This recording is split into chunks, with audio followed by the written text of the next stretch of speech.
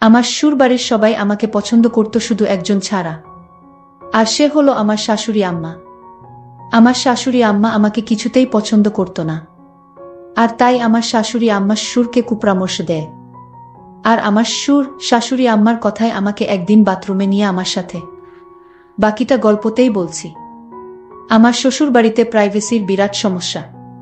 উপরতলার কথা নিচতলা থেকে শোনা যায়। রিফাত যখন আমাকে বিয়ে করে এ বাড়িতে নিয়ে এলো, সবার মাথায় যেন আকাশ ভেঙে পড়ল। আমার শাশুড়ি রিফাতকে উপরে নিয়ে যা বললেন তার মর্ম হল, রিফাতর জন্য খুব বড়লোকের হার্ভার্ড ইউনিভার্সিটিতে পড়া মেয়ের বিয়ে কথা চলছিল।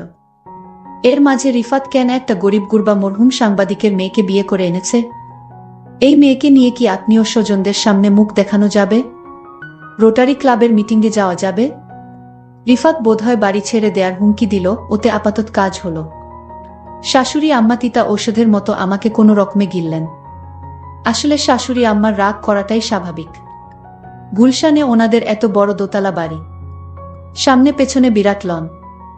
শ্বশুর সাহেব আর্মি থেকে আর্লি রিটায়ারমেন্ট নিয়ে এরশাদের আমলে বিরাট ব্যবসা আরম্ভ করেছিলেন। সমাজের রাঘব বোয়ালদের সঙ্গে ওনার যাতায়াত। ছেলে রিফাত 6 ফুট লম্বা, সুদর্শন, বিশ্ববিদ্যালয়ের উচ্চতম কর্মকর্তা। পড়ালেখায় ভালো বলে বিসিএস দিয়ে ইনকাম ট্যাক্সে ঢুকেছে। সেই ছেলে কিনা এমন একটা মেয়েকে ঘরে এনেছে যার বাবা তো নেই, আদাবরে কোনোরকম বাড়ি ভাড়া করে থাকে। আমার শ্বশুর সাহেব মনে হলেন না এ নিয়ে বিশেষ ভাবিত। তিনি প্রথম দিন থেকেই একটা নিরপেক্ষ অবস্থান নিলেন। আমাকেও দুঃখ দিতে চাচ্ছেন না, আবার শাশুড়ি আম্মাকেও খেপাতে চাচ্ছেন না। হয়তো কখনো ডাইনিং রুমে আমার সঙ্গে একটু হেসে কথা বলছেন। শাশুড়ি আম্মা ঢোকার সঙ্গে সঙ্গে আড়ষ্ট হয়ে খাবারে মন দিলেন। রিফাত সকালে অফিস চলে যায়, বাবা চলে যান ব্যবসার কাজে। সংসারের নৌকায় অস্বস্তির ঝড়ে দুলতে থাকি আমি আর শাশুড়ি আম্মা। প্রথম 1 মাস শাশুড়ি আম্মা আমার সঙ্গে একটুও কথা বলেননি। এমনভাবে দৃষ্টি হানতেন মনে হতো আমি কোনো ডাকিনী যোগিনী, টাকার লোভে ওনার ছেলের মাথা খেয়েছি। এর মাঝে আল্লাহর বিচার, শাশুড়ি আম্মা হঠাৎ মাথা ঘুরে বাথরুমে পড়ে গেলেন। আমি গিয়ে তাড়াতাড়ি ওনাকে মেঝে থেকে টেনে ওঠালাম, কাঁধে ভর দিয়ে ওনাকে বিছানায় নিয়ে শোয়ালাম। আমি একটা গামছায় বরফ ভরে ওখানে চেপে ধরলাম। শাশুড়ি আম্মা খানদানি পরিবারের অভিজাত মহিলা। আমি স্পর্শ করামাত্রই কেমন শক্ত আর আড়ষ্ট হয়ে গেলেন। মনে হলো আমি চলে গেলেই বাঁচেন। আমি বরফ হাতে নিয়ে বললাম, আপনার অনেক কষ্ট হচ্ছে, আমি আপনারে যত্ন করি। আম্মা, খুব ব্যথা লাগছে বুঝি? শাশুড়ি আম্মা শুকনো গলায় বললেন, সুরাইয়াকে ডাকা হোক। সুরাইয়া আমাদের কাজের মেয়ে, আজ আসেনি। আমি বললাম, সুরাইয়া তো আজ আসেনি আম্মা, দারোয়ান ভাই আছে। 1 গ্লাস পানি আনা হোক। আম্মা, এভাবে প্যাসিভ ভয়েজে না বলে অ্যাক্টিভ ভয়েজে কথা বললে ভালো লাগতো। শাশুড়ি আম্মা কটমট করে তাকিয়ে বললেন, পানি আনছো না কেন? আমি পানি এনে বললাম, আমার একটা নাম আছে, টুম্পা। আপনার ছেলে বলে টুম্পুমনি। আপনার তো কোনো মেয়ে নেই, টুম্পা বলে ডাকবেন, দেখবেন মনটা ফুরফুরা লাগবে। মা কোনো জবাব দিলেন না, ধক ধক করে পানি খেয়ে পাশ ফিরে শুয়ে পড়লেন। শাশুড়ি আম্মা প্রথম আমার রান্না খেতেন না। বাথরুমে পড়ার পর থেকে খাওয়া আরম্ভ করেছেন। আমি রুই মাছের মাথা, ইলিশ মাছের পেটির টুকরো শাশুড়ি আম্মার দিকে এগিয়ে দিই। শাশুড়ি আম্মা প্রশংসা অপ্রশংসা কিছুই করেন না। আমার শ্বশুর সাহেব কম বেশি শাশুড়ি আম্মাকে অনুসরণ করেন, সংসারে খামোখা ঝামেলা পাকাতে চান না। সেদিন চিংড়ির দোপেঁয়াজা রাঁধছি, শাশুড়ি আম্মা কি কাজে কিচেনে এসেছেন। আমি চামচে একটু দোপেঁয়াজা এগিয়ে দিয়ে বললাম, মা টেস্ট করে দেবেন কেমন হয়েছে। মা কটমট করে আমার দিকে তাকিয়ে চামচ থেকে দোপেঁয়াজা চাখলেন। তারপর বললেন, বাড়িতে নারকেলের পাউডার আছে, ওটা দিয়ে মালাইকারি রেঁধো, মজা হবে। যাওয়ার সময় একবার ঘুরে বললেন, এটাও খারাপ না, তোমার বাবা পছন্দ করবেন। আমার নিজের মা খুব সংকোচে মাঝে মাঝে ফোন করেন। আমি যে এভাবে হুট করে বিয়ে করব সেটা মাও জানতেন না। অথচ আমি এ বাড়িতে আসার 3য় দিন আমার শাশুড়ি আম্মা মাকে একচোট কথা শুনিয়ে দিয়েছেন। মা ফোন করলেই জানতে চান আমি কেমন আছি। আমি জানাই খুব ভালো আছি। মা কি বুঝেন কে জানে, মন খারাপ করে ফোন রাখেন। এভাবে মাসের পর মাস কেটে যাচ্ছিল। শাশুড়ির মনের তাপমাত্রা কিছুতেই 0 ডিগ্রি সেলসিয়াসে উপরে ওঠানো যাচ্ছিল না। সম্পর্কের বরফ গলতে সময় লাগছিল। অবশেষে একদিন সন্ধ্যায় আমি শাশুড়ি আম্মার প্রাণ ভোমরার সন্ধান পেলাম। আমাদের বাড়িতে রাত 8টায় খাওয়ার নিয়ম। রাতের খাওয়া শেষ হলে একটু গুছিয়ে আমি সোজা বেডরুমে চলে যাই। তখন থেকে সকাল 7টা পর্যন্ত সময়টা রিফাত আর আমার। এই সময়টা আমি অর্জন করি সারাদিন শাশুড়ি আম্মার অবহেলা সহ্য করে। পারতপক্ষে তখন আমি ঘর থেকে বের হই না। আমি আর রিফাত মনের সুখে মুভি দেখি। সেদিন কি কারণে বেরিয়েছি? ওমা, দেখি ড্রয়িং রুমে শাশুড়ি আম্মা একা একা খিলখিল করে হাসছেন। ওনার এরকম হাসি আমি কখনো শুনিনি। দরজার কাছে গিয়ে দেখলাম শাশুড়ি আম্মা স্টার প্লাসে শ্রীমান শ্রীমতী নামের এটা সিরিজ দেখছেন। আমি আস্তে করে গিয়ে শাশুড়ি আম্মার পাশে বসলাম। আম্মা একবার কটমট করে আমার দিকে তাকালেন, তারপর আবার টিভিতে মনোনিবেশ করলেন। হাসির মুভি তো চাইলেও গম্ভীর থাকতে পারছিলেন না, একটু পর পর ফিক করে হাসছিলেন। আমিও হাসিতে যোগ দিয়ে বললেন, আম্মা দেখেন মনীষা এটা কি করলো। যাই হোক, আমি শাশুড়ি আম্মাকে সবসময় হাসি খুশি রাখার চেষ্টা করতাম, কিন্তু শাশুড়ি আম্মা আমাকে পছন্দ করত না। শাশুড়ি আমার সাথে সবসময় আচরণ খারাপ করে। মনে হয় এ বাড়িতে আমি তাদের শত্রু। আমার স্বামী আমাকে অবশ্যই পছন্দ করে, কিন্তু আমার শাশুড়ি আম্মা আমাকে পছন্দ করে না। এক রাতে শাশুড়ি আম্মা আমার শ্বশুরের সাথে কানাকানি করছে। ফিসফিস করে আমার বিরুদ্ধে কি যেন বলল, আমি তেমন কিছু বুঝতে পারিনি। তবে এরপর দিন থেকে বাড়িতে আমি আমার শ্বশুরকে অন্যরকম দেখতে পেলাম।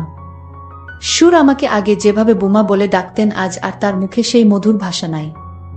প্রতিদিন সকালে নাস্তা করার সময় শ্বশুর আমাকে নিয়ে একসাথে নাস্তা করতেন, কিন্তু আজ আমাকে ডাক দেয়নি একসাথে নাস্তা করার জন্য। আমি বুঝে গেছি শাশুড়ি আম্মার কান পড়া পেয়েছে। জানি না আমার সাথে কি হয়। এরপরের দিন আমি আমার রুমে ঘুমাতে গেলাম। তারপর শ্বশুর আব্বা গভীর রাতে আমার রুমে প্রবেশ করল।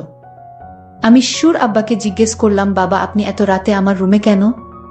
শ্বশুর আব্বা বললেন, শোনো মা, আমি তোমায় একটা কথা বলতে চাই। তুমি আমার কতটা রাখবে? কি কথা শ্বশুর আব্বা? শ্বশুর আব্বা বললেন, শোনো মা, এই বাড়িতে থাকতে হলে তুমি আমার একটি কথা রাখতে হবে। শ্বশুর আব্বাকে বললাম, কি কথা? কিন্তু শ্বশুর আব্বা বললেন, অন্য একদিন বলবো, আজ থাক, এখন তুমি ঘুমাও। শ্বশুর আব্বার মধ্যে আমি এক অন্যরকম দৃষ্টি দেখতে পেলাম, যা আমি আগে দেখিনি। এ বাড়িতে আমি প্রায় 6 মাস ধরে আছি। আজ শ্বশুর আমাকে কি বলতে চেয়েছিল তা আমি জানি না। এর 2-3 দিন পর আমি লক্ষ্য করলাম শ্বশুর আব্বা আমাকে তার মনের ভিতর লুকায়িত কথাটা বলার চেষ্টা করছে। আমি মনে মনে চিন্তা করলাম, শ্বশুর আব্বা কি বলতে চায় তা আমি শুনতে চাই। পরের দিন রাতে আমার শরীরে প্রচণ্ড জ্বর আসছিল, আমার খুব খারাপ লাগছিল। আমার পাশে কেউ নেই, একা একা রুমে জ্বরে আমি কাকড়াতে লাগলাম। এমন সময় হঠাৎ শ্বশুর আমার রুমে প্রবেশ করল। আমি শ্বশুর আব্বাকে দেখে চমকে গেলাম। আমি বললাম, শ্বশুর আব্বা, আমার শরীরের প্রচণ্ড জ্বর, আমার মাথা ব্যথা করছে।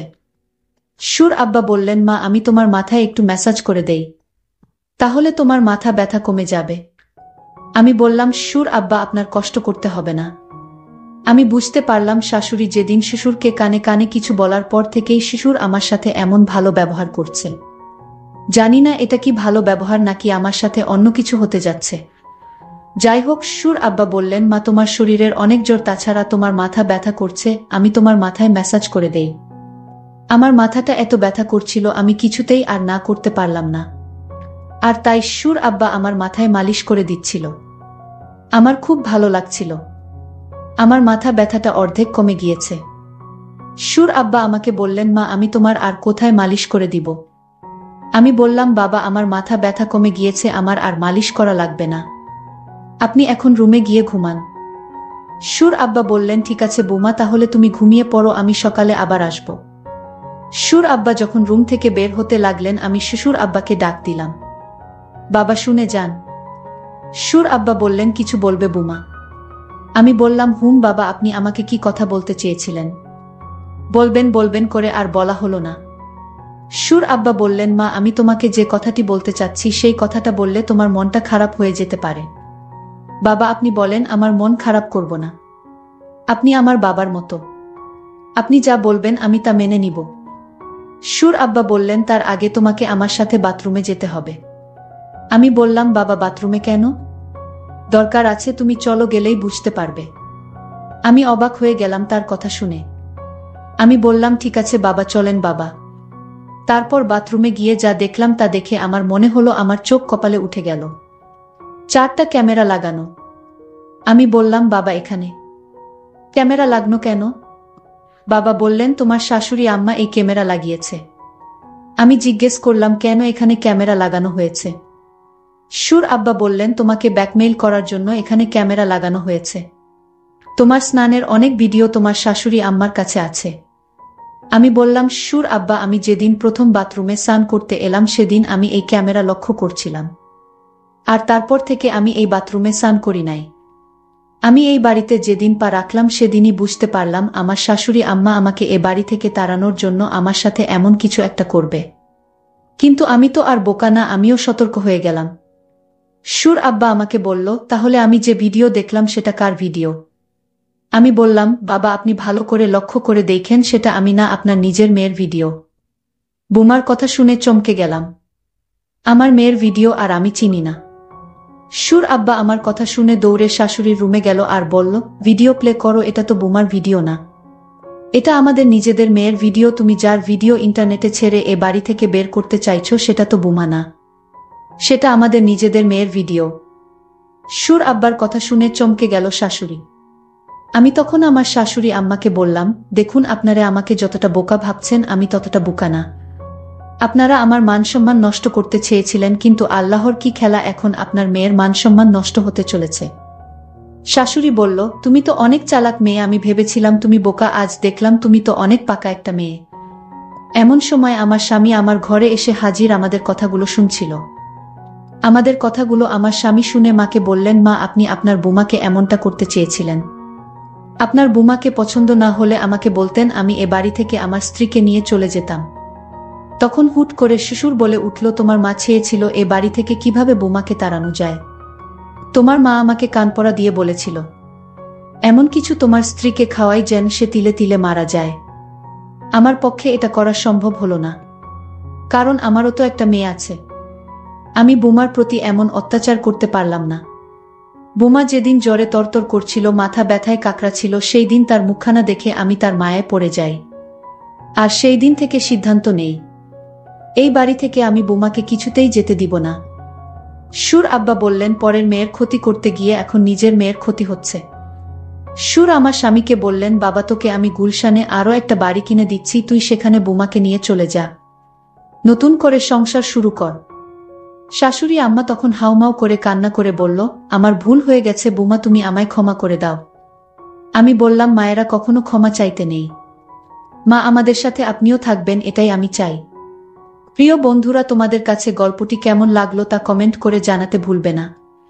আর এরকম নতুন নতুন ভিডিও পেতে আমাদের চ্যানেলটিকে সাবস্ক্রাইব করে পাশে থাকবেন। ধন্যবাদ।